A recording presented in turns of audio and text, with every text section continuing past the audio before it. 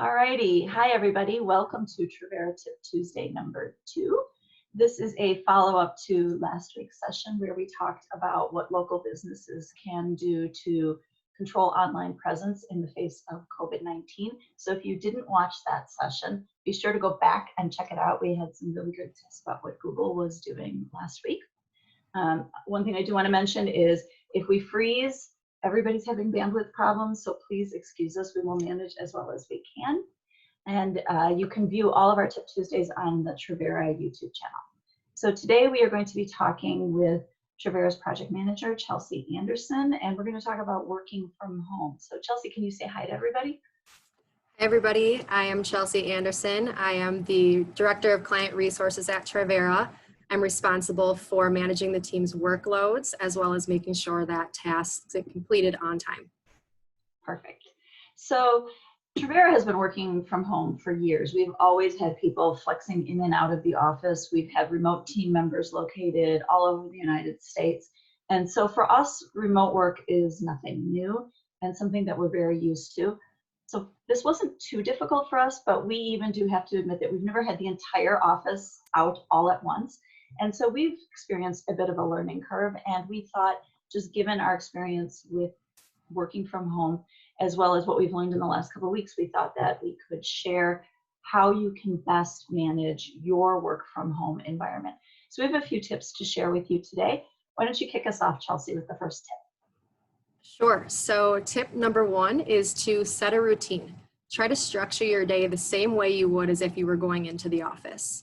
So set a schedule. Create a start time and end time and include breaks. And then set yourself up a dedicated workspace. If you're sharing a workspace with your family, try to set some boundaries to avoid any interruptions. Yeah, I think that's really, really important. And having a dedicated workspace, remember, you're going to work.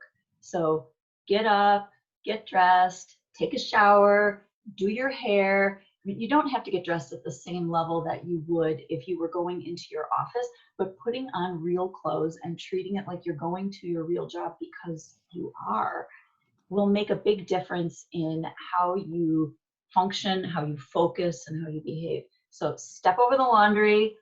Don't worry about the dishes in the sink.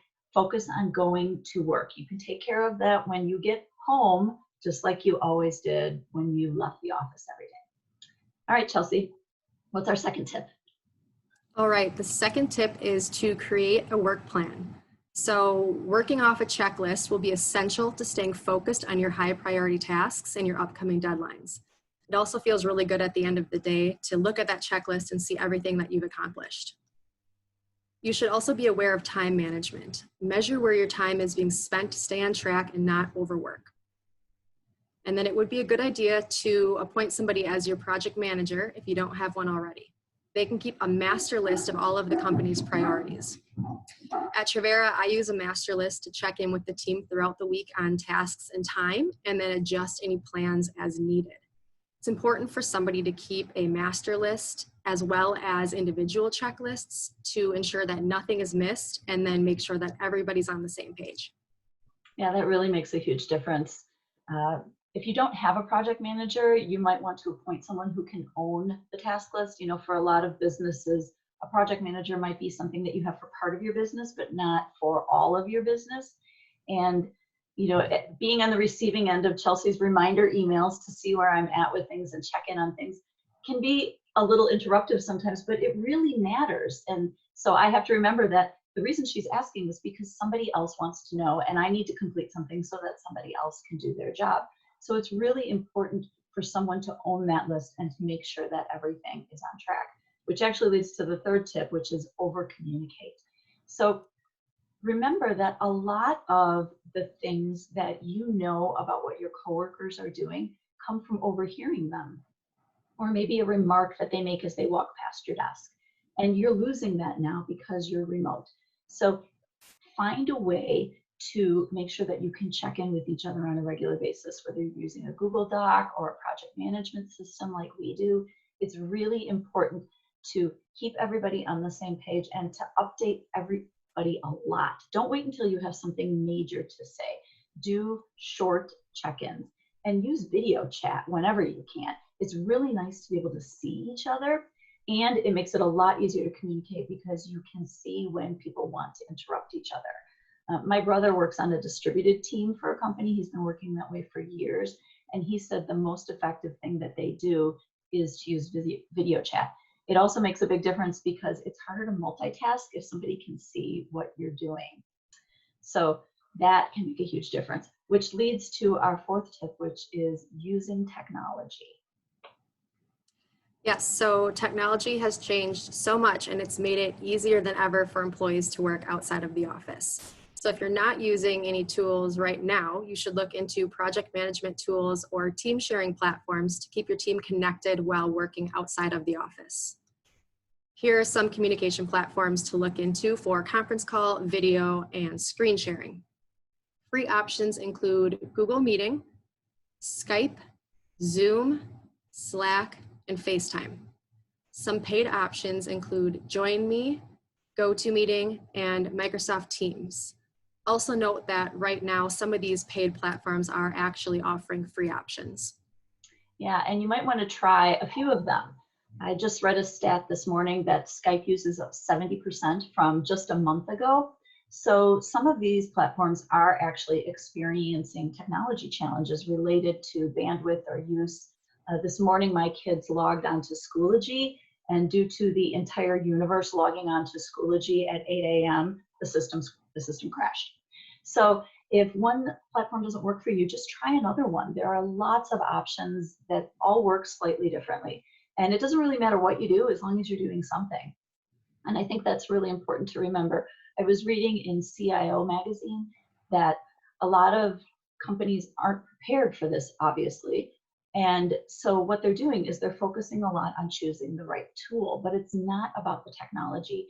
It's about the collaboration process that people use when they're using the technology. And if you can get that part down, you will be a lot more productive.